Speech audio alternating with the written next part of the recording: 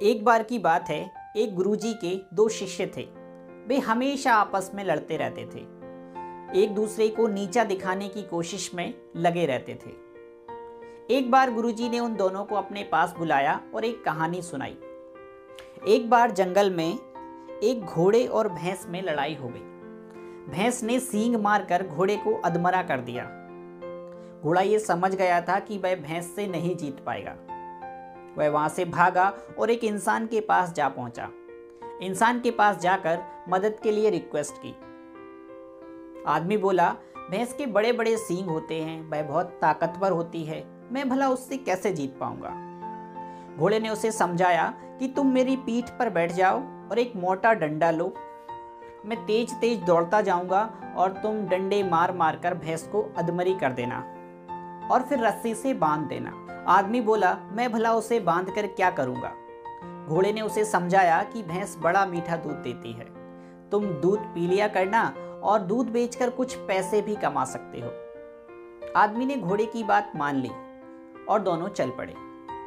बेचारी भैंस जब पिटते पिटते अधमरी होकर नीचे गिर पड़ी तो आदमी ने उसे बांध दिया। काम खत्म होने के बाद घोड़े ने आदमी से कहा, अब तुम मुझे छोड़ दो, मुझे चरने के लिए जाना है। आदमी जोर जोर से हंसने लगा। उसने कहा, मैं तुम्हें नहीं छोड़ूंगा, मैं तुम्हें भी बांध दूंगा। मुझे नहीं पता था कि तुम मेरी सवारी के काम आ सकते हो। रोज भैंस का दूध पीऊंगा और तुम्हारे ऊपर चढ़कर घूमा करूंगा। यह सुनकर घोड़ा बहुत रोया, बहुत पछताया, लेकिन अब क्या हो सकता था।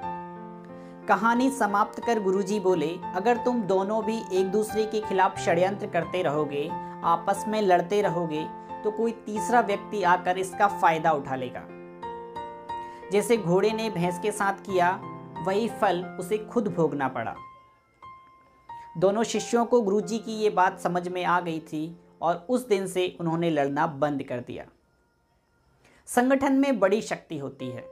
संगठित समाज, संगठित व्यक्ति किसी भी परिस्थिति का सामना कर सकता है। संगठित होकर रहें, प्यार से रहें, एक होकर रहें, यही इस कहानी का सार है।